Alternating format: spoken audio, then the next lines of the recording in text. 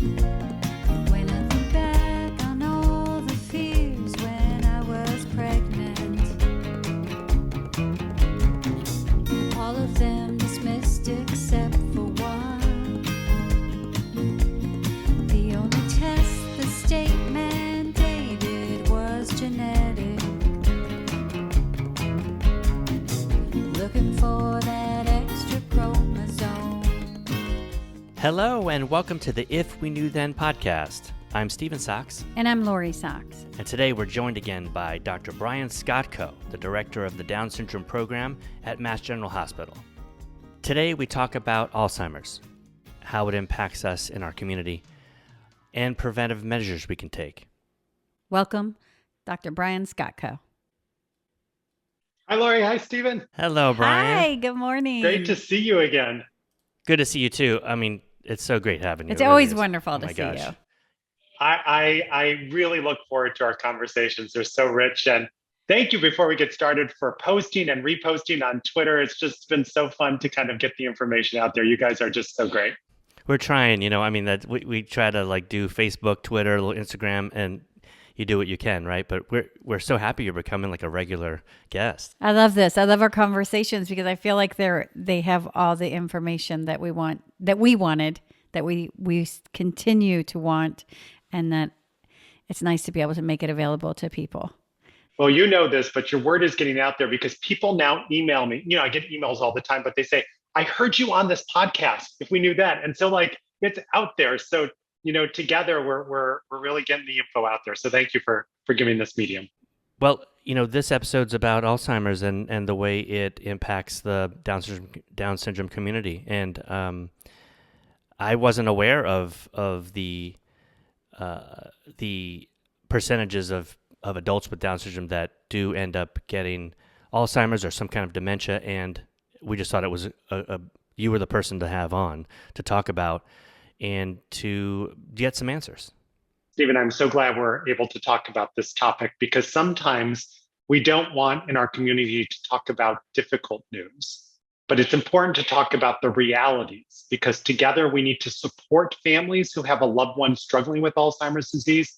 But I also hope we could talk today about proactive steps that parents who have younger ones with Down syndrome could take to hopefully prevent Alzheimer's disease from becoming a part of their child's reality.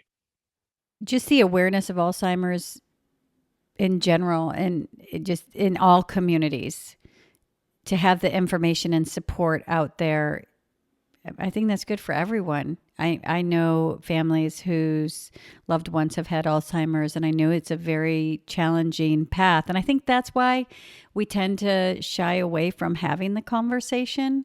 But I think you're absolutely right. With knowledge is power, right? It gives us the ability and empowers us to make changes and be prepared, right, for support. It's so true. And we know that there's a lot of misinformation that's on the web or kind of spread. So I always feel it's important to start with the reality, as uncomfortable as the facts might be. We don't have any true documented cases of people with Down syndrome developing Alzheimer's before the age of 35.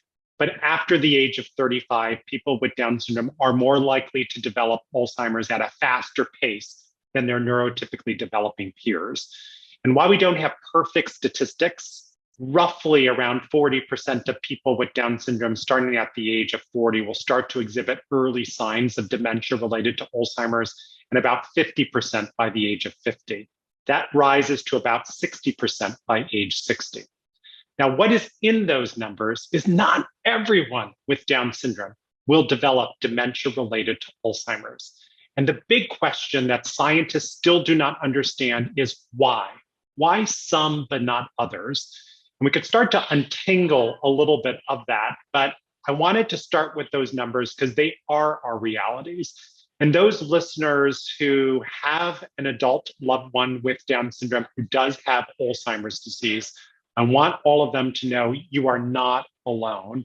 There is a community to support you. There are resources to support you. And this is a life journey, and the Down syndrome community can and will continue to take that life journey with you and your loved one with Down syndrome. Now, these numbers are numbers that are probably you're accessing just generally through the medical community, but what are you seeing? Are you seeing similar numbers in your hospital and your clinic? In our clinic at Massachusetts General Hospital, we see all ages of people with Down syndrome, from prenatal consults to infants to children and adolescents to adults and seniors with Down syndrome. And yes, certainly as individuals with Down syndrome get older in the 40s and 50s, we start to see an increased early onset of Alzheimer's disease and dementia in our loved ones with Down syndrome. It's important to note that in our population of loved ones with Down syndrome, the signs and symptoms of Alzheimer's don't necessarily present as they do in the typical population. So you think of your grandfather or your grandmother whose first signs is forgetfulness or first signs is memory loss. For someone with Down syndrome, typically the first signs will be a change in behavior, something that is different from routine. And unfortunately, sometimes seizures could precede Alzheimer's disease at an older age. So someone with Down syndrome who has a routine, an adult, let's say 40-year-old, that brings them comfort and all of a sudden doesn't like that routine or is getting anxious or getting upset or really starting to have behavioral changes, sometimes those are the early symptoms. And it's important to be able to access healthcare professionals who know how to distinguish Alzheimer's disease in someone with Down syndrome, because a diagnosis is important, because then we could get access to the right support systems and resources and the right workup be there. I was just going to ask you, what are the signs that people could look for? We usually have this where as you're talking, I think of the question and you answer it for me. But let me jump on that, because those signs that I mentioned could be common signs that are not Alzheimer's disease. So another challenge we have in our community is diagnostic overshadowing, which means, oh yeah, neurologists will say, you have an adult with Down syndrome, they're having issues, it must be early Alzheimer's, it must be early Alzheimer's. When in fact, it has nothing to do with Alzheimer's. It might be obstructive sleep apnea.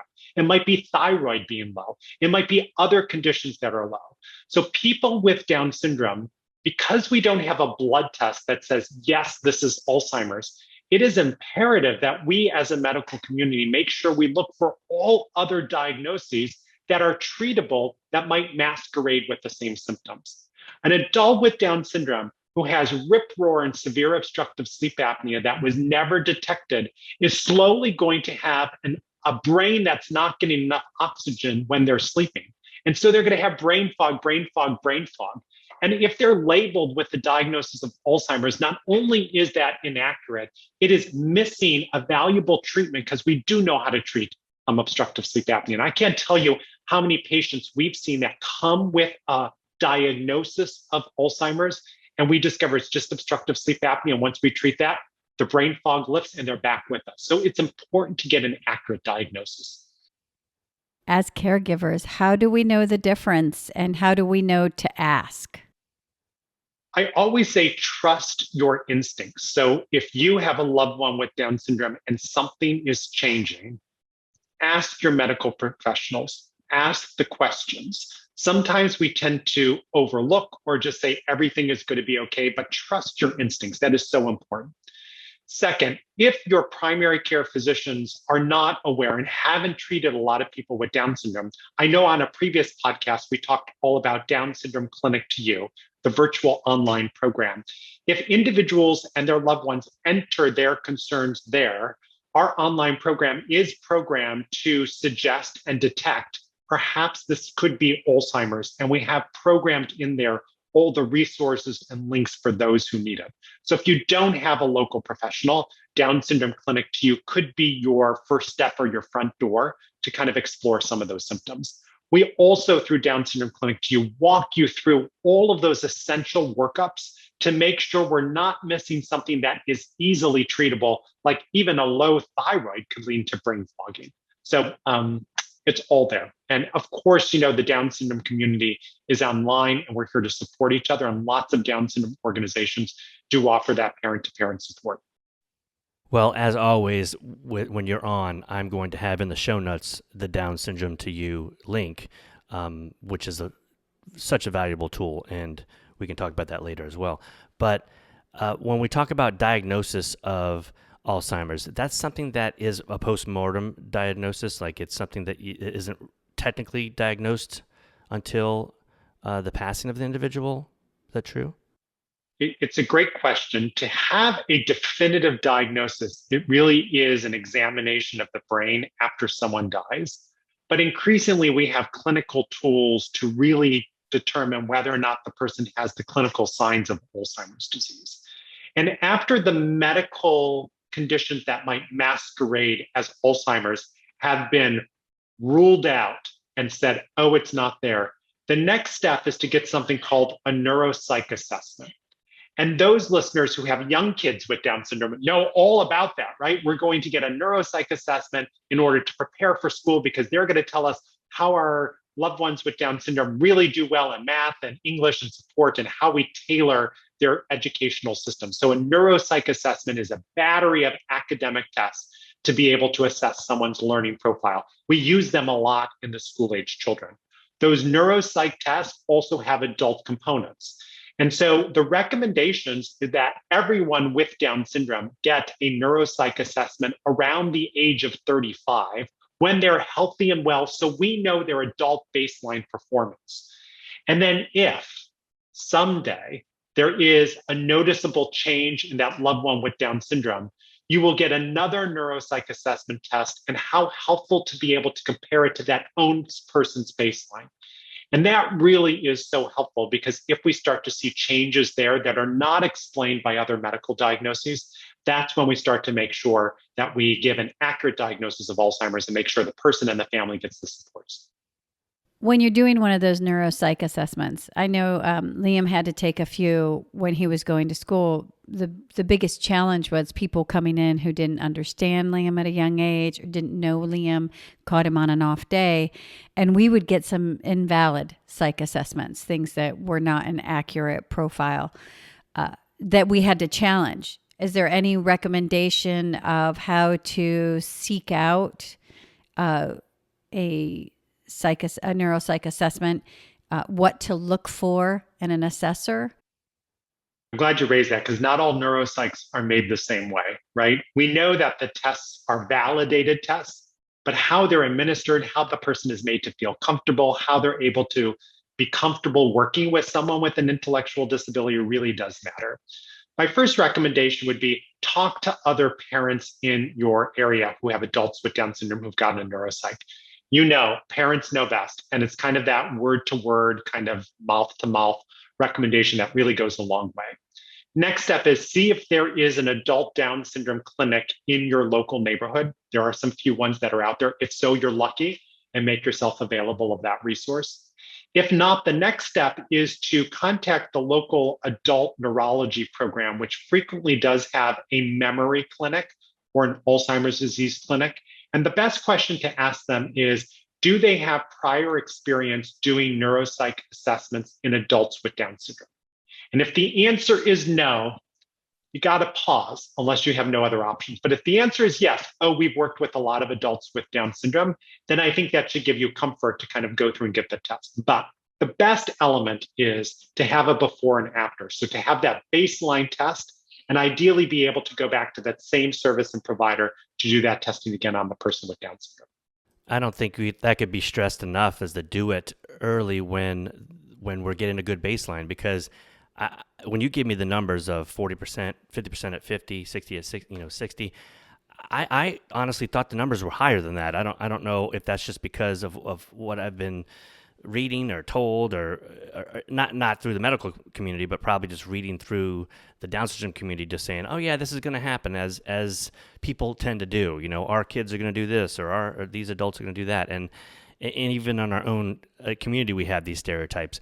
But you can see when you go to a doctor, and you haven't done this baseline, that could be the go-to, and we want to make sure we're making the correct diagnosis, as you said, because there's many things that can cause quote unquote a brain fog or symptoms that seem similar to what you're looking out for that are totally correctable. So maybe we can get into what you've come across and what you feel are things that we can do to put our loved ones in that other percentage category of not having to deal with this. before I go there, I want to touch on one good point, Stephen, that you mentioned. And you could go online and there could be some statistics that all people with Down syndrome have Alzheimer's disease. I want to say that statistic is misleading, but let's dig a little bit deeper into what that means. It means that all people with Down syndrome, after they pass away, adults, if we look at their brains, there are plaques that have accumulated. And we know that plaques are one of the signs that we believe lead to Alzheimer's disease. So it is true that nearly all adults with Down syndrome have plaque accumulation in their brain. But what is not true is people who have plaque accumulation in their brain, not all of them have any symptoms of dementia or diagnosis. So the statistic, everyone with Down syndrome has pathological changes of Alzheimer's. Okay, that's true on the basic brain level. But what really matters to families and to clinicians are whether there are signs and symptoms. And those numbers are nearly half, as you point out. The reason we have these conversations is to really suss out the misperceptions and the misinformation that's out there, because I believe that as a community, that is one of our biggest challenges, is the misinformation. What's plaque on the brain, and do neurotypical brains get that as well? We know that there are lots of different reasons that could lead to Alzheimer's in all of us. And two big components are beta amyloid plaques and neurofibrillary tangles, two big words. But those are basically garbage that accumulates and clumps together in brains. And in those individuals who develop those over time, that is believed to be one of the contributors, primary contributors to Alzheimer's disease. People with Down syndrome start to accumulate those plaques at an early age. Why is that? Because the gene that encodes those plaques for all of us is found on chromosome 21. So you and I, we have 2 copies of that. So we're slow, if ever, to develop those plaques. People with Down syndrome have 3 copies of chromosome 21, an extra dosage of that gene, which means at a very early age, they start to pump out and accumulate those plaques. And so this is believed to be one of the primary reasons why people with Down syndrome start to show signs of dementia and Alzheimer's at an earlier age because of that overdosage of that gene. And you say this accumulates. I think this is what you're going to talk about now. So, in any other situation, I'm guessing we're getting at a way to like cleanse and rid ourselves of those accumulations. Is that what we're going to talk about for preventive medicine? Absolutely. And, Lori, I've been challenged when I get to go on the road and talk to families. The number one question I get is, how could we prevent Alzheimer's disease? We don't know which person with Down syndrome will develop it. But right now I have a 14-year-old. Right now I have a 3-year-old. What can I do right now? And I was asked that question so often, I said, I owe it to my patients to do a deep dive in the research literature. Now, here's what's unfair about the research literature. I could access it because I have permission through my hospital to access Harvard Medical School library, and I could read everything. But my own mother, who has my adult sister with Down syndrome, doesn't have access to those same journals. We hide them behind firewalls. So what do parents get? They get maybe some studies that make the media, maybe they get things that are posted on Facebook, but there is a disequilibrium of information between what clinicians have and what parents have access to. That is changing. But what I wanted to do is look at all of those research papers and say, what are research that's proven that are translatable right now into homes? And I've kind of put this into an online program that I've called Down Syndrome Brain Train. And in Down Syndrome Brain Train, I break things down into what I call SMART moves, SMART. We can briefly touch on those, but to take the first one, for example, the S stands for social networks. It's talking about how many friends and how many family members do you have in your life? You say, what does that have to do with Alzheimer's disease? Well, there was one study that was done in the United States of 3,000 typical adults, ages 62 to 90. And it showed that in these neurotypical adults, those adults that had fewer friends and smaller network sizes were at a higher chance of developing Alzheimer's disease. Why is that? Researchers are still trying to determine this, but somehow having friends and having family ask us questions challenges our brains, keeps our brain active, keeps our brain healthy. Now, let's apply this to people with Down syndrome because we know that for the neurotypical population, friendship, lots of network dense size is important. Let's talk about people with Down syndrome. What happens as they get older? Their friends started moving away from college. Maybe they have less transportation opportunities to stay in touch with people with Down syndrome. Maybe when they're with people, they are the ones who kind of stand by and what I call the listeners in a group, but they're not the actively engaged group. So we really need to dose friendship as though it's medicine. One is fun. People need friends. It makes a difference. But the research is clear. For the neurotypical population, we need to have friends that protect us, and we actively need to think about it and help support it for our loved ones with Down syndrome. So I'm going to start on the S right there, and that comes back to inclusion, one of our favorite topics. I think that starts with getting our loved ones in an inclusive environment, starting right from going to school, because they'll get. I think it's part of it is, we can see after the pandemic, neurotypical, like myself, going into a grocery store and the small talk and having to relearn that. I mean, I think everybody in the world right now can understand what that feels like to not have an inclusive environment. I think the pandemic is if anybody has any questions, if you're going into an IEP, or let's talk about the reaction that we've had to the neurotypical population, how we need to socialize them, how we need to get supports, how we're making these extra strides to create opportunities for them. So that's what we're going to start at, is that socialization is its importance for the development of the brain in other ways. I couldn't agree more. Educational and social inclusion is medicine. It is a preventive action we must give to people with Down syndrome for all the benefits you described, but also I'm now adding to the list to potentially prevent and stave off Alzheimer's. It is that serious. Okay, so what's M? M is move. Move, exercise. I'm going to get all neuro on us, right? So let's go deep into the brain. We have these plaques that accumulate, but our body has a special neuron that will clean it up. It's called the glial cell. And glial cells right now, hopefully in our brains right now, are cleaning up any debris. They make sure it's not there. But as we get older, those glial cells get tired, they get exhausted, and they stop working. And that's when the garbage accumulates. What will reactivate glial cells? We know definitively: exercise. There were 59 studies done between 1947 and 2009 shows that typical adults who get more physical activity are less likely statistically to develop Alzheimer's disease. And we even have it down to the neurological level where the glial cells get stimulated by that exercise, and exercise starts to then make them active and clean up the brain. Now, we have guidelines for how much exercise all of us should be getting, and people with Down syndrome are no different. If anything, I would argue they need more exercise than their neurotypical counterparts because of this Alzheimer's load. But every study we do and we look at, and even in our own clinic, less than 1% of people with Down syndrome are meeting even the basic minimal guidelines for the amount of exercise that they should be given according to the American Heart Association. If we know that exercise is medicine and exercise can activate those blood cells and those glial cells, then we should be making sure that people with Down syndrome take that every day as much as they take their thyroid medicine. Exercise is so important. What's the basic guideline? The basic guideline is that if you have a loved one 6 to 17, they should be getting at least 60 minutes per day of moderate to vigorous intensive activity. And if you have someone who is an adult, they need at least 150 minutes per week of moderate aerobic activity or 75 minutes per week of vigorous aerobic activity.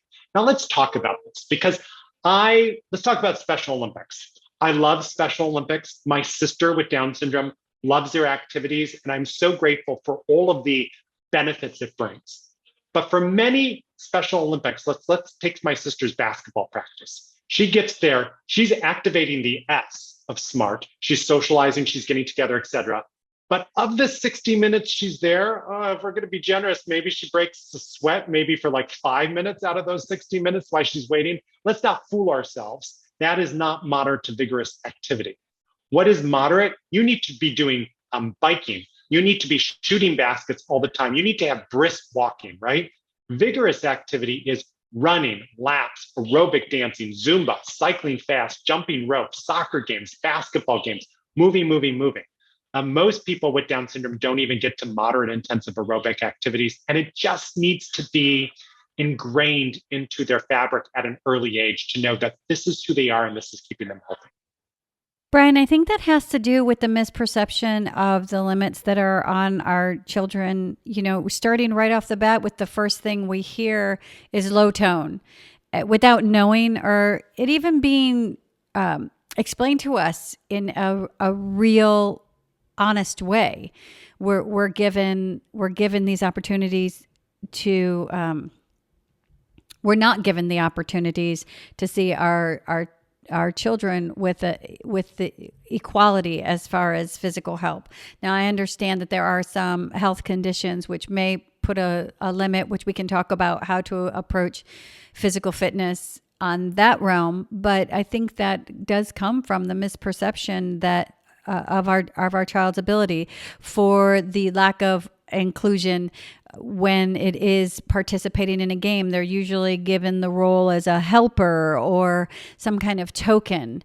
And so I think that's the conversation that needs to change, is that, when Sophia was in second grade, she didn't know all the rules of the game. And yeah, it was a little awkward and some kids could be a little rough or bullying, telling her to learn the rules, but she was still given the opportunity to play. And I think that with our kids, they don't know the rule, they don't play. And nobody wants to breach that line and give them the same learning curve as their neurotypical peers. It's such a good point. And it shows how so many psychosocial factors are getting in the way of where biology is not a problem, right? So we know, for example, we all have seen the news. We have people with Down syndrome who are running Ironmans and accomplishing Ironmans. We have people with Down syndrome who have swum the English Channel. Now, those are extraordinary events. Not everyone needs to do those. But it shows that the biology does not get in the way. We get in the way. Our schools get in the way. Our society gets in the way. And we need to strip down those barriers so that people with Down syndrome get access to good, healthy exercise. It is true, there are some people with Down syndrome who either don't sweat or sweat a little. And so therefore, they just need to have some cooling blankets or some mist spray on them, but they can and should still be having aerobic activities. And I would say the overwhelming majority of people with Down syndrome we take care of, there is no contraindication why they shouldn't be engaged in rigorous activity. So no excuses anymore. We need to get them out there. I think that's the message that parents need to hear is, society's excuses become our reasons, right? And so when you're presented with a school administration that doesn't want to support your child, that's the one where we mention that D word that sometimes gets people moving, and it's discrimination, and that will oftentimes open the visions of your school administration, because it isn't. If your child can, they should be given that same opportunity. Especially, you're not talking about college athletics. You're talking about at that foundational level, which with every child, it matters so much. Like, I'm going to use Sophia again. This pandemic we used to actually go out and run. And she didn't have the best stride, because to be honest, I may have carried her a lot when she was a little, like up until the time she was 2. I'm not sure if her feet touched the ground, but she over the last 16 months has been able to find a stride, which is very challenging to do when she had none, but she was given that opportunity. And that's the same opportunity that we're asking. No, not even asking. It's not even, I think that's the mindset we need to get rid of. It's like, I'm not going to ask you for equality. We're equal. And if you give anything less than that, you're actually impeding the quality of our children's lives on an educational level, meaning that you're impacting their ability to go out and function, post education. And now you're impacting them in a negative way where we have opportunities to,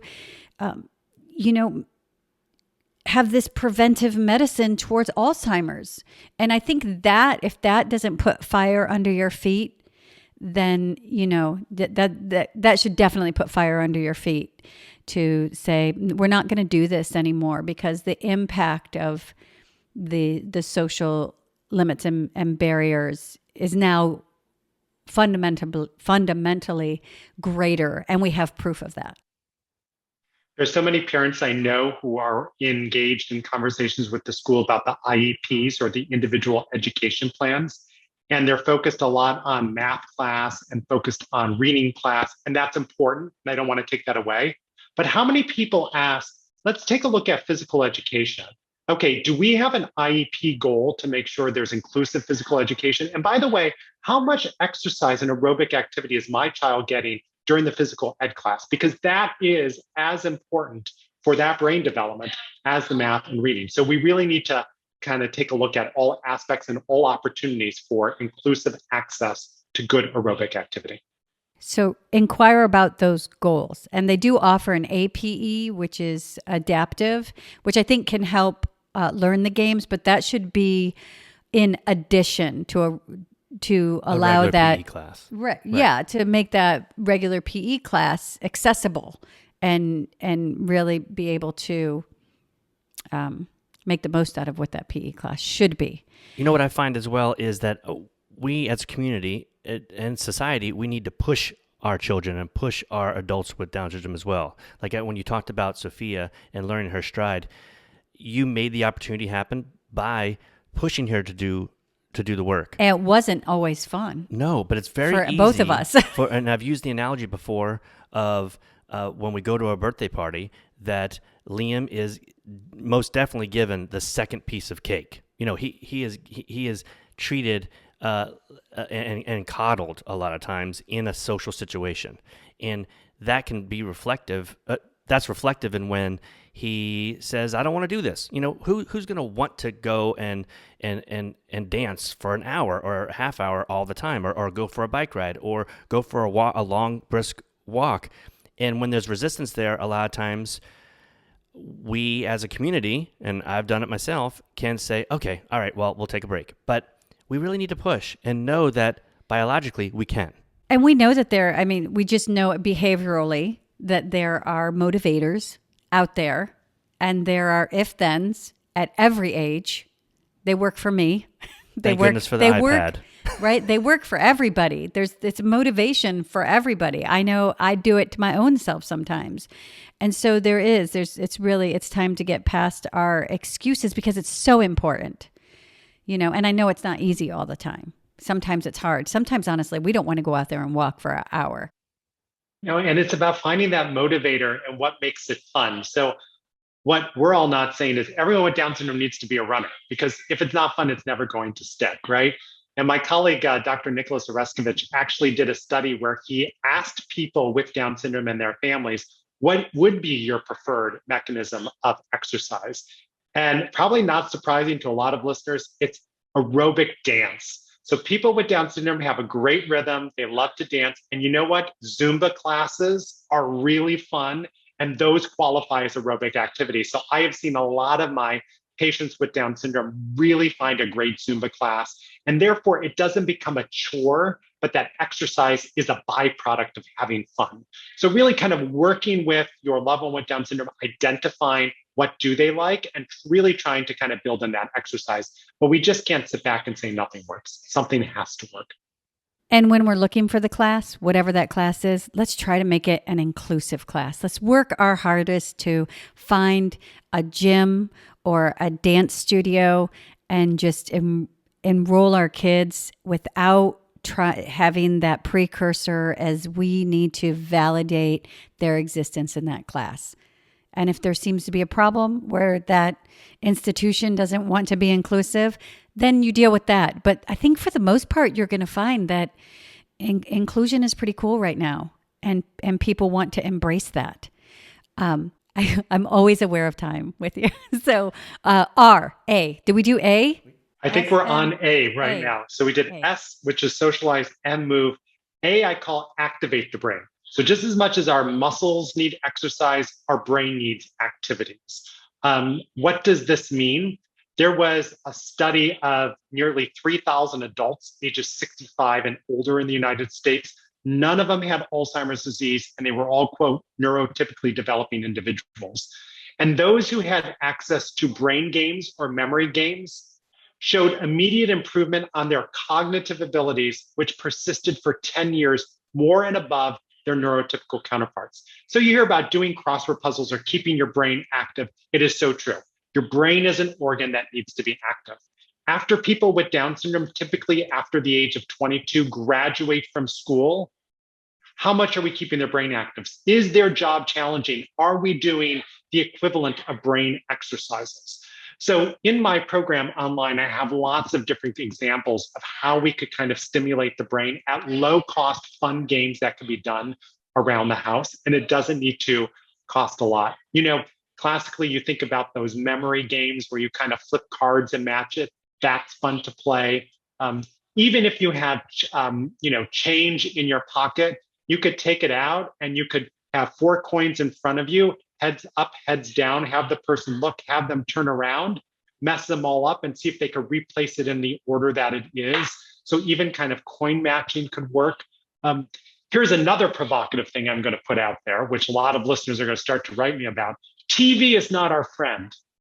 Why? TV has been shown over and over again to be a passive experience. And I get it. At the end of the day, sometimes we just need TV to look at, but screen time has been going up enormously in America. And the pandemic didn't help. I understand it was a necessity often during the pandemic. Well, what happens during screen time? We sit, we take it in, and it's passive. The brain is not being activated. But what if we replaced all of that screen time that so many adults with Down syndrome are using with active games or brain games that they have around? And I come up with lots of examples. And I also want to say that my wife and I try to live what I practice. So we cut the cord. We have no TV in our own lives. And I have to say that we used to have dinner and kind of watch TV. And now that we don't have TV, we have to talk to each other. And there's a socialization, right? And it's amazing what happens when you kind of reduce the technology in your household. Wow, we thought we were doing something when we just went down to one TV in the den. That's I do think also that when you talked about the matching game, I think of that as such a great go-to for Liam. It's something that he really engages with those cards, and it's exciting because he likes cards to begin with, but the cards can have these really fun images on it, and it's a really fun game for everyone. Yeah. Would board games be challenging for your brain? Yes, I think any game that says strategy, you need to think about it. I love board games. What amazing. You have socialization, you're playing something, you have to think about something, and you're not just watching, The Sound of Music for the 50th time on DVD, right? And so again, just trying to replace some of those activities at an early age. Again, think of it as exercise for the brain. And this is where we could bring in siblings. This is where we could bring in friends. Moms and dads don't have to do it all the time. There are so many kind of fun ways and free ways to be able to make things exciting. One thing, I call it the junk game. And that is, you look on your desk and you say, oh, I got a stapler, I got a pencil, I got this, I got all this junk on my desk. And you tell your loved one to stare at it. And then you have them turn around and you remove one thing. So you remove the stapler and then you have them turn around. What's missing? Right? Did they take it? All you need is junk. Your desk of junk has just turned into a memory game. And it's so fun to play. And it's only fair if we do it back and forth. So then mom or dad gets to turn around or the friend gets to turn around and you go back and forth. And you've just created a memory game out of junk. Per day, how long would you put aside for brain work? I would like to say that everyone should play at least one memory game per week. It doesn't have to make it fun. They're games just to get it in there. But many of these are just so easy to do, just to kind of incorporate here or there while mom or dad is maybe getting dinner ready.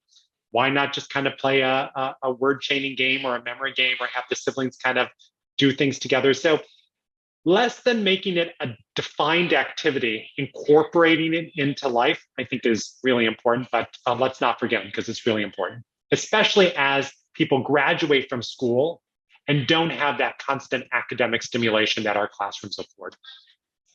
So this isn't something that we're saying put 30 minutes aside every day, though that would probably be good. This is just something that let's start incorporating ways to activate that part of our brain. All right. Is reading something that activates it, or would you ask questions after? Is reading a good brain activator? I'm so glad you bring that up. I have a whole section on reading. Reading is so marvelous because you have to imagine and you could talk about it and it could be stimulating, etc. But let's talk about what happened to our books over time. When we were all growing up, we had the paper books, right, with just words on there and pictures. And so we had to flip the pages, we had to engage, and we had to think about it. We had to talk about it with our parents, right? Now you have things on iPad where the thing reads it for yourself. You have birds coming in, it's animated. What did we turn those books into?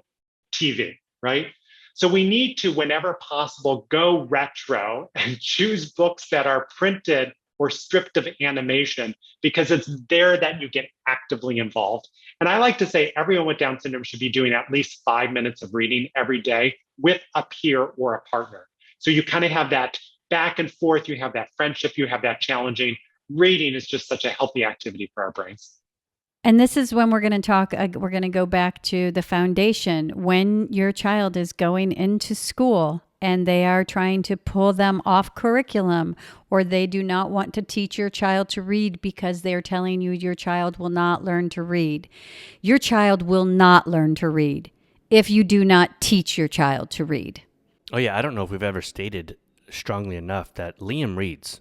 And he had a speech therapy this week, and the woman was, sorry to cut you off, No. but the woman was saying, she was going through, and he's a visual learner. So I said, he works best if you present a sentence so he can read it. And she goes, oh, does he recognize letters? And I said, no, he reads.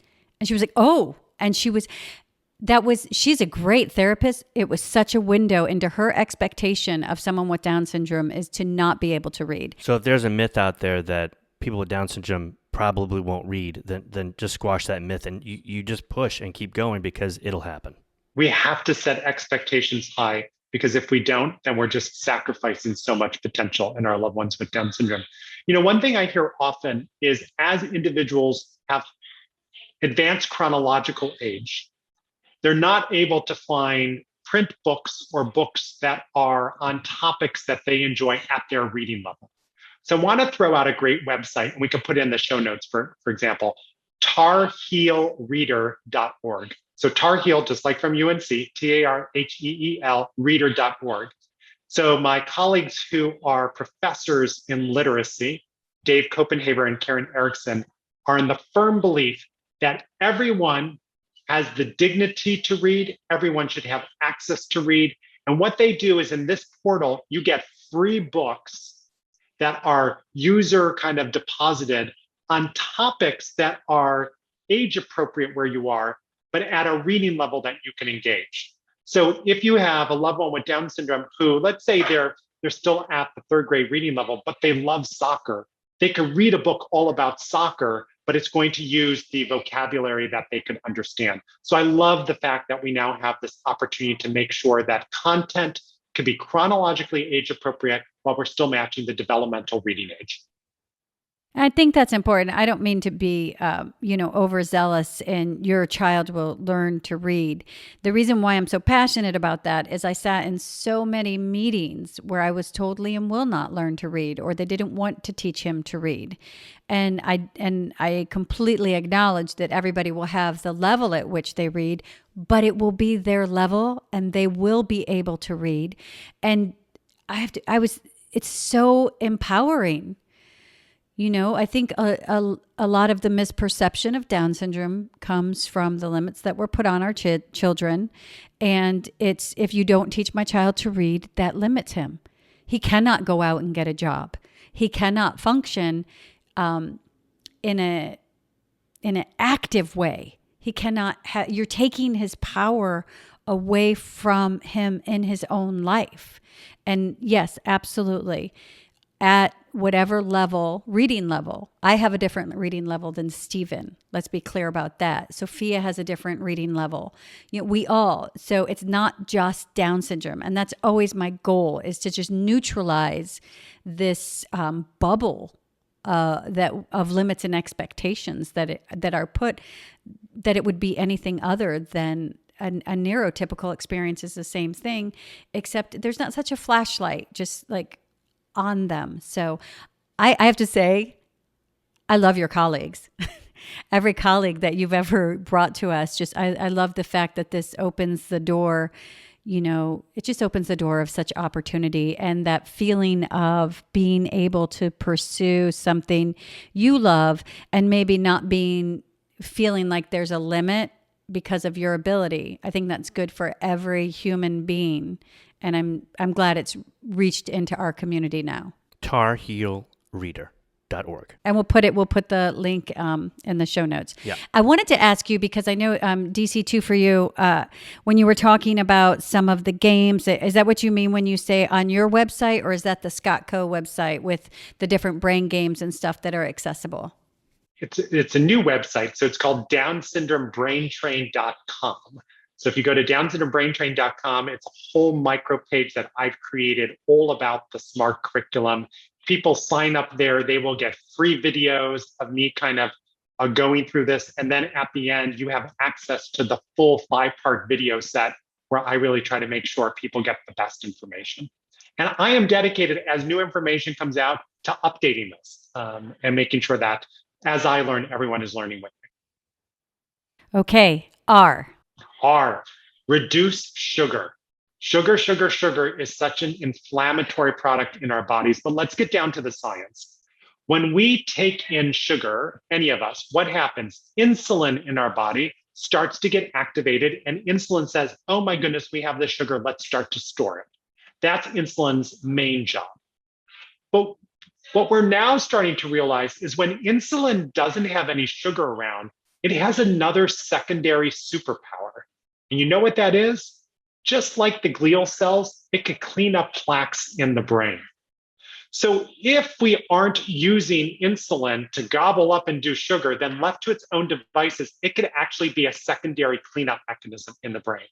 So why should we be overloading our loved ones with Down syndrome with sugar throughout the day, stealing away the superpower protectiveness of the insulin?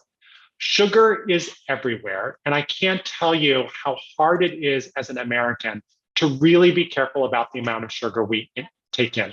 The American Heart Association is very clear on how much sugar we should all be taking in. Adult women should have less than 25 grams of added sugar daily, and adult men should have less than 38 grams of added sugar daily. And people with Down syndrome, I would argue, should be even less given their load of Alzheimer's disease. You just need to go to the grocery store and turn over one of those strawberry yogurts to find that you've already, with one yogurt, one snack, have probably consumed almost all of your sugar throughout the day. So I just challenge all listeners for a week to count up the added sugar that your loved one with Down syndrome is consuming. Don't beat yourself up because you're not alone. It's going to be reality, and try to work hard with a nutritionist to reduce that to what the American Heart Association recommends.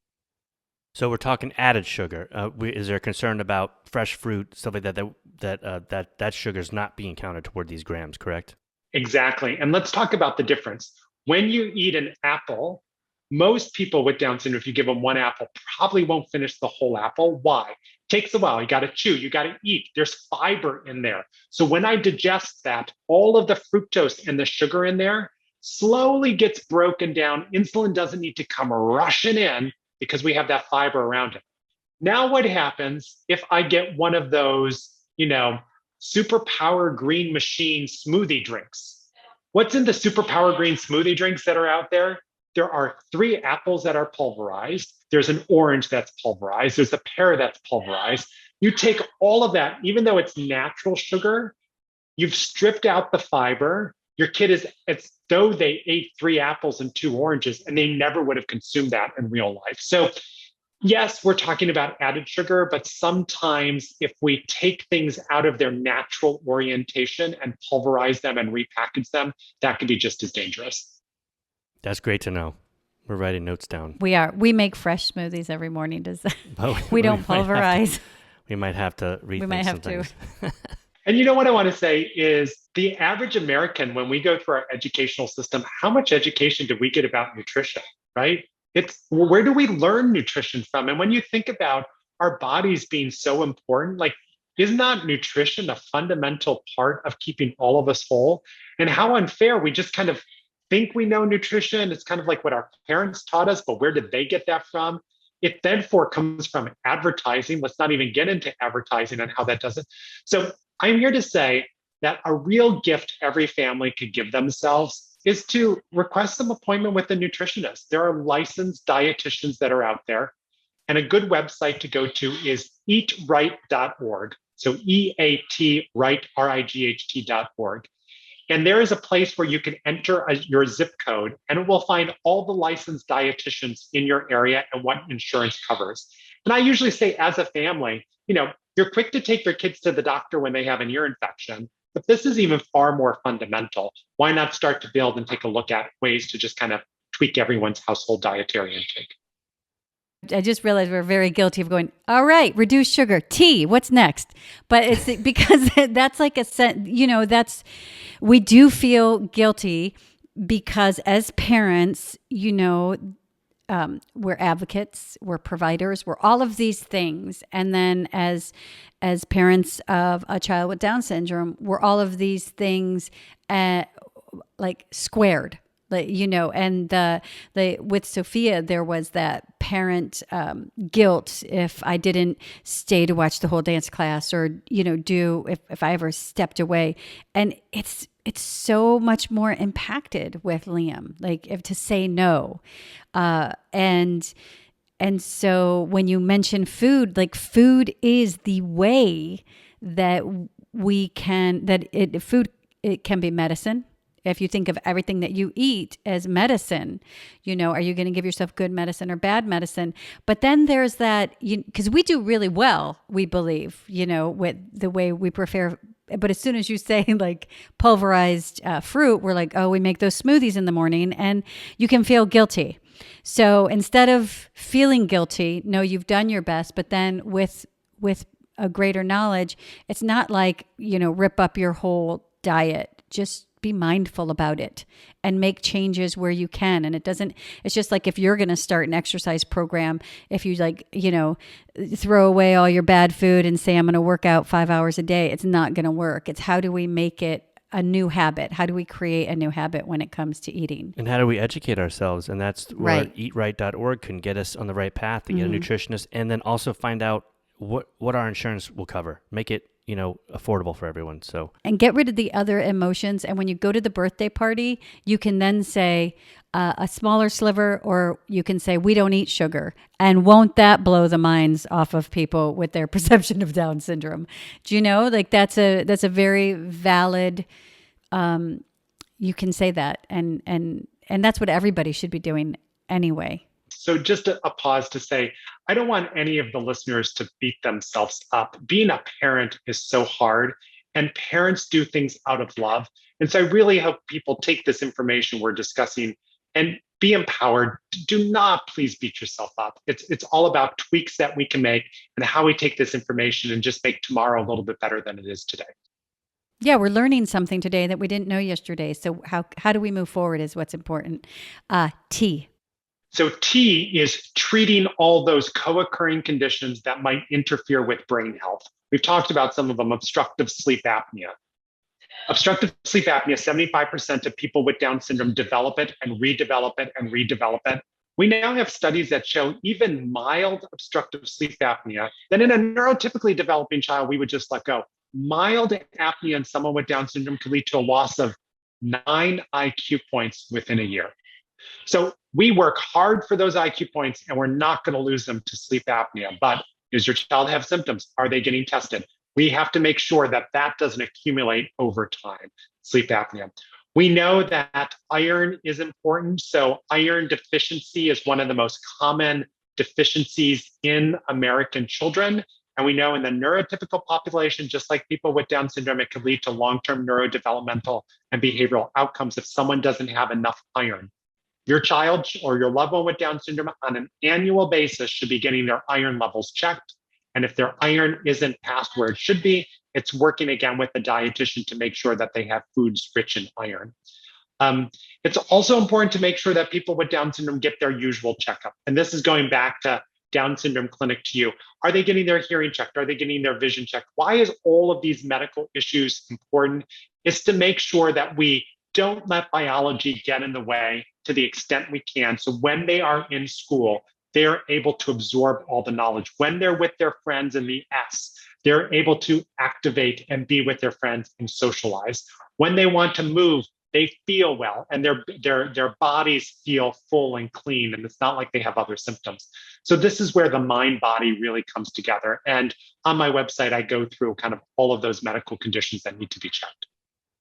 And Down Syndrome Clinic to you, we can go there too with our symptoms. Like, what are our symptoms? And so if you think maybe we do have symptoms that are for sleep apnea or these other coexisting conditions, go there, do an intake, and you'll be provided the feedback. We don't want parents to struggle anymore. You have a question, you have a symptom, put it into Down Syndrome Clinic to you. We will give you the best information that we would ordinarily be given in person. No need to make an expensive trip to Boston to come to see us in our program. We're coming to your homes and we're here to help. I didn't realize sleep apnea was that common in the community. Liam actually sleeps, I think, quieter than any of us in the house. I mean, he sleeps what I think is sleeps hard. I'd love to put an Apple Watch on him and actually, we should probably do that and just kind of like see what a sleep pattern is like. But what are the symptoms that we're looking for with sleep apnea? Here's the challenge: is the majority of obstructive sleep apnea in people with Down syndrome is silent. So it gives us very few clues whatsoever. So of course, if someone with Down syndrome is snoring at night, they're choking at night, they're gasping at night, yes, those are the symptoms. My goodness, rush to get a sleep study. But because of that, the American Academy of Pediatrics says everyone with Down syndrome, regardless of their age, should get a sleep study around the age 4. If they're older than 4, quickly catch up and get one as soon as possible. Everyone needs at least one sleep study just to make sure there's no silent apnea underneath there. After that, it's looking for any change in your child's baseline. So if you know, oh, they're just a little bit more irritable, their behavior is off, I can't put my finger on it, maybe they're not getting restful, oxygenated sleep. The school's starting to notice, boy, just the past 4 months, they're really struggling and they never struggled before. Maybe it feels like they're brain fogging, right? So oftentimes it's behaviors and it's performance that is our best clues, and not the classic snoring, choking, gasping at night. That's great to know. Well, so Alzheimer's, it's a reality. I think it's something as well that the neurotypical population is a concern for them as they get old, whether it be hereditary and whatnot. I think it's a concern for everyone. So SMART is our approach for preventive medicine. Socialize, move more, activate that brain, reduce sugar, and treat those other conditions that might lead to academic misperformance. And so the things that pop out in my brain that are so important is inclusion. I hear to see our children as whole for their opportunity and don't be limited by the misperceptions of their ability, because biologically they have the ability. Incorporate these games into our daily lives, because then it's not a chore, because our kids get enough services and supports that they don't need to have something else be another big deal. And these games seem like they'd be really great for everyone. And I feel like a lot of these SMART, I feel like they all go together, when you're one rolls into the next, right? When you can be social and also get that brain activity at the same time. Know that your child can read, approach them at their reading level, but always activating their brain. And as they're reading, the more you read, the more that reading is going to improve. We have tarheelreader.org. We have Down Syndrome BrainTrain.com. We have DSC2U. We have... Did I miss one? We have eatright.org. And Eat Right. Mm-hmm. Right? So when you're playing those games and you're socializing and you're playing those board games or eating, have a healthy snack. And it's a habit. The habit of picking up ice cream cone, you can think about how long it took. Really, how long did it take for that habit to form? And give yourself that same amount of time to form a new habit of eating right. And it's really about mindfulness, about kind of taking that time to be present in those choices and to not feel guilty. Absolutely. And, let's do this together. People need to know they're not alone. There are professionals out there, and just making one step at a time and working with your loved one with Down syndrome. And I hope everyone has a healthy and bright future by putting all these into their lives. Because I did want to, and we ran out of time today, but I did want to talk to you about the reality of Down syndrome and what that often looks like for families, and just as far as support goes, the way they can be supported. And so maybe we'll have to continue that on another time, because I feel like that, I don't know if that conversation is needed, but I feel like sometimes it's not something that we talk about to each other. It's not something that we share. And I feel sometimes through sharing that we find support, because that path, once we are in that path, I feel like it can be lonely. Well, I always love our conversations, so I'm happy to come back at any time and tackle. You ask all the tough questions, so I love the challenge. You want to say goodbye? No, I don't. I never want to say goodbye. Well, Dr. Bryan, it is always a pleasure to have you on. You have such great information that we can share, and we're so happy to continue to have you on as a guest, and thank you. Yeah, thank you for your time today and for all the great things and the resources that you and your colleagues provide for our community. Thanks so much for having me. Real pleasure being here today. I also wanted to do a shout out to your book that Sophia is reading right now. Maybe, other people can pick up and start to read, and we can put a link to it, because I know they sell it on Amazon. Do you sell it on your website? I link to it through my website, but also the publisher woodbinehouse.com, which is a great publisher for a lot of great information. They carry Fasten Your Seatbelt, a crash course on Down syndrome for brothers and sisters. So. And I say Fasten Your Seatbelts, like Crash Course for Down syndrome, is actually a good read for anyone who wants to learn about Down syndrome. It really answers so many questions that I have. Thank you. I find, and I can't wait for this conversation and to get Sophia's questions, but kids ask the most important questions because they don't have the hesitancy of adults who feel like we need to ask the perfect. They just cut to the chase. And sometimes those are the toughest questions to answer. And I just can't wait for us to unpack so many of those during our next conversation. Well, thank you again, Dr. Bryan. Thank you. Have a great day. We even got a teaser in for the next. We did. Thank you. We'll Have see a you great soon. day. Best to everybody. Bye-bye. Okay, bye-bye. Please follow us on Twitter at If We Knew Then Pod, and you can drop us a line on our Facebook page at If We Knew Then Pod, or visit our website, ifweknewthen.com, to send us an email with questions and comments.